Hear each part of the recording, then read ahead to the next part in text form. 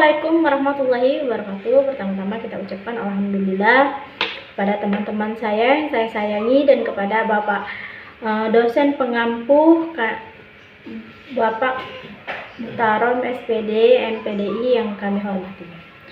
Di sini kami dari kelompok 10 akan mempresentasikan materi kami dengan saya sendiri Bergainisi dengan ujung NIM 28 dan teman saya Elin Fadila dengan ujung NIM 27.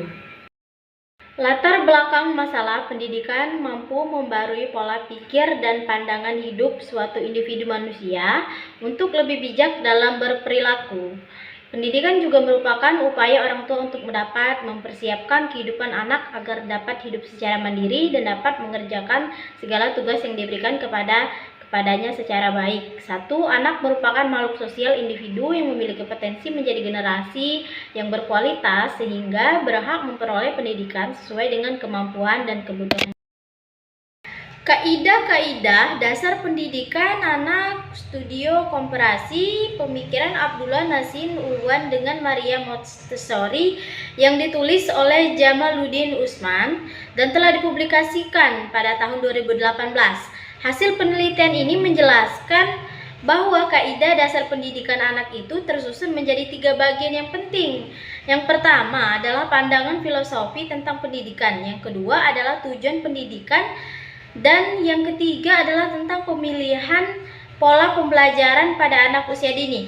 Dari aspek tujuan filosofis pendidikan baik itu, menurut Maria Montessori maupun Abdullah Nasin Ulwan, metode yang mereka gunakan mengarah kepada pandangan konstruktisme yang mengajarkan anak untuk membangun atau menyusun pengetahuan baru berdasarkan pengalamannya. Sasaran pendidikan dari kedua ilmuwan ini pun masih yaitu menjadikan manusia menjadi manusia yang utuh.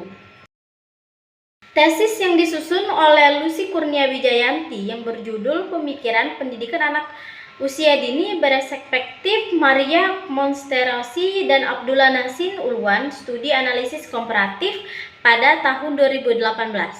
Dalam penelitian tersebut, Lucy Kurnia Wijayanti menjelaskan bahwasanya perlu ada dorongan pada saat anak memasuki usia emas golden age. Hal ini dikarenakan pada saat kelahiran mereka telah membawa potensi yang besar untuk berpikir. Tesis ini memiliki kesempatan dengan kajian penelitian yang diangkat dari segi metode pemikiran Abdullah Nasin Ulwan dan metode pemikiran Maria Montessori, sedangkan dari segi perbedaannya tesis ini menedukasikan lebih dalam tentang bagaimana metode pendidikan anak dari segi keluarga, sedangkan skripsi ini lebih menekankan pada pendidikan anak yang di dalam ruang lingkup pendidikan sekolah formal yang bagi penelitian. Artikel jurnal dengan judul Metode Pendidikan Islam Masa Kini dalam Keluarga Berperspektif Abdullah Nasin Ulwan yang diteliti oleh Agus Setiawan dan Eko Kurniawan pada tahun 2016. Hasil penelitian ini menerangkan bahwa pendidikan anak dengan nasihat saat ini dapat digunakan di rumah dengan menggunakan metode dialog, sebab dalam usia ini tersebut anak-anak akan selalu bertanya tentang berbagai macam hal yang ingin dia ketahui dengan orang tua. Hukum yang harus diterapkan pada anak dalam metode pendidikan ini merupakan hukum yang baik, seperti dengan membersihkan rumah, menghafalkan ayat-ayat Al-Quran tertentu, serta mengaji. Penelitian ini mengkaji referensi pemikiran Abdullah Nasin Ulwan dengan pemikiran para ahli pendidik pada masa saat ini, sehingga objek yang kajian dalam penelitian ini lebih meluas. Penelitian dengan judul Perpaduan Konsep Islam dengan Metode Montessori dalam Membangun Karakter Anak Buah Pemikiran Aprilia Ria Adistra pada tahun 2016, hasil penelitian ini menunjukkan bahwa filosofi pendidikan Maria Montessori telah dijelaskan lebih awal dalam Al-Quran yang menjadi pedoman umat muslim. Teori Islam ini telah Nabi Muhammad SAW berikan untuk dapat diajarkan kepada anak-anak seperti sidik, amanah, tabik, dan fatkonah persamaan dari kajian studi ini dengan penelitian yang penulis angka terletak pada kesamaan menggunakan metode mensurasi untuk anak usia dini, sedangkan untuk perbedaannya dalam penelitian ini lebih berfokus dengan perbandingan pendidikan Islam dengan pendidikan yang berlandaskan anak usia dini. Anak usia dini dalam pengertian kebanyakan masyarakat luas ialah anak yang berada di bawah usia 6 tahun. Meluasa mendefinisikan anak usia dini sebagai seorang individu yang berada pada titik di mana ia sedang menjalani proses perkembangan yang pesat yang dianggap sebagai sebuah lompatan perkembangan.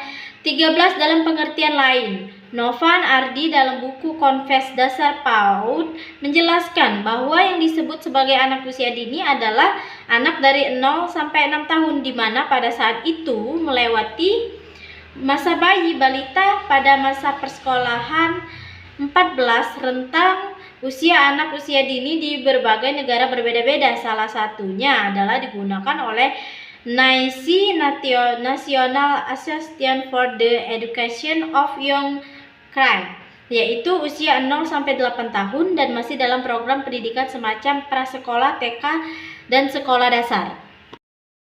PAUD jalur informal merupakan sebuah pemberian stimulasi pendidikan bagi anak usia dini yang dikelola secara instef pada ruang lingkup sebuah keluarga. 26 proses pembelajaran rangsangan pendidikan kepada anak ini dapat diberikan langsung oleh orang tua maupun melalui lembaga pendidikan seperti homeschooling. B. PAUD jalur nonformal. PAUD jalur nonformal ialah sistem pendidikan terarah dan bertahap bagi anak usia dini di mana dalam proses pendidikan tersebut dikelola di jalur formal. 27. Adapun bentuk lembaga PAUD jalur nonformal di antara lain Leibniz yang menyatakan bahwa monde atau dapat diartikan sebagai ide adalah apa yang telah manusia bawa sejak lahir. Ia menyatakan bahwa ada kekuatan dari dalam diri mereka yang membuat sebuah program atas segala perbuatan yang akan dilakukan oleh masing-masing individu.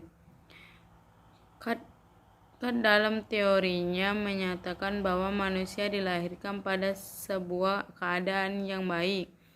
Adapun sumber kebaikannya yang ada dalam diri manusia ini tidak diperoleh dari luar, akan tetapi diprosesnya secara alami dari pemberian Tuhan sejak kelahirannya.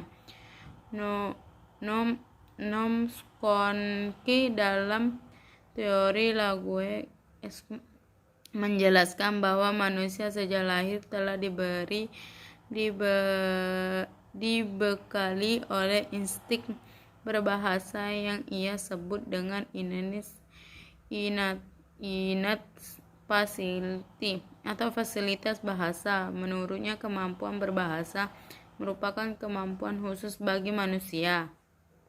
Tarbiyah jasmania, pendidikan yang memelihara dan menyehatkan serta melakukan berbagai bentuk pendidikan jasmani untuk mengatasi kesulitan-kesulitan yang dialami dalam pengalamannya. 2. Tarbiyah akhliyah, yaitu pendidikan yang dapat mendidik pemikiran dan meningkatkan kemampuan otak anak. Tarbiyah adabiyah, yaitu segala bentuk amalan dan teori yang dapat meningkatkan moralitas dan watak. Pendidikan anak usia dini telah diatur oleh pemerintah Indonesia dalam Undang-Undang Nomor 20 Tahun 2003 Pasal 1 Ayat tentang Sistem Pendidikan Nasional yang menjelaskan bahwa mendidik anak merupakan usaha pemerintah secara nyata dan distruktur guna membangun kondisi belajar serta keaktifan peserta didik selama proses pembelajaran.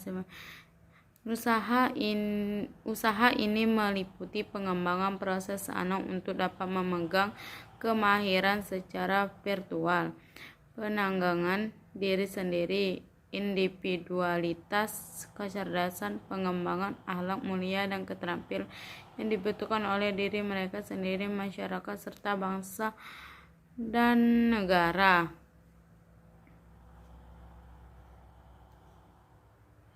Adapun bentuk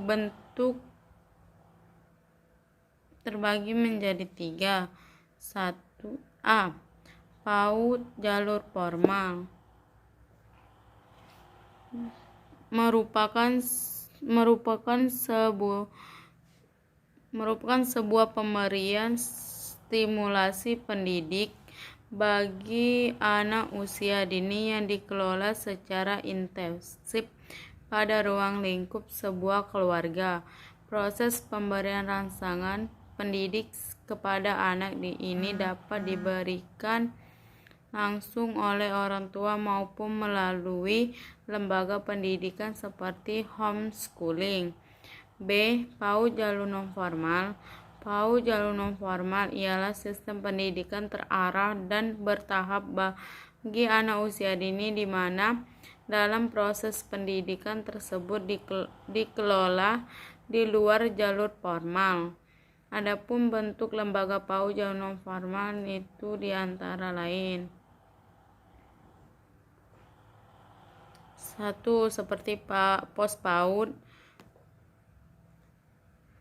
2. TK dan 3. KB. Teori pembelajaran behavioristik. Teori belajar behavioristik adalah sebuah teori tentang perubahan tingkah laku sebagai hasil dari pengalaman lingkungan yang dicetuskan oleh Gannett dan Berliner. Dalam teori behavioristik ini, seorang dianggap telah belajar sekularisme, yaitu pendidikan barat memisahkan antara sains dari agama. Dengan kata lain, pendidikan barat lebih memperhatikan ilmu daripada agama sehingga mereka lebih peduli. Liberalisme atau kebebasan yang dapat diartikan bahwa pendidikan barat adalah sebuah pendidikan yang bebas untuk mengerjakan apa yang digemari namun tetap terarah. Pragmatis atau bersifat sementara. Mereka percaya bahwa belajar pengetahuan adalah untuk memungkinkan seseorang mencapai tujuan. Mereka hanya fokus pada satu fokus pikiran. Proses pencapaian tujuan itu yang membuat orang lebih terorganisasi dan dapat mencapai tujuan yang baik. Materialisme merupakan sebuah pendidikan yang terbatas pada materi. Tidak ada pemikiran tentang apa yang harus dipelajari di masa depan dan bagaimana pembelajaran pengetahuan. Mereka sekedar fokus pada satu tujuan, yaitu prestasi akademik yang lurus dan hasil yang berhubungan dengan materi.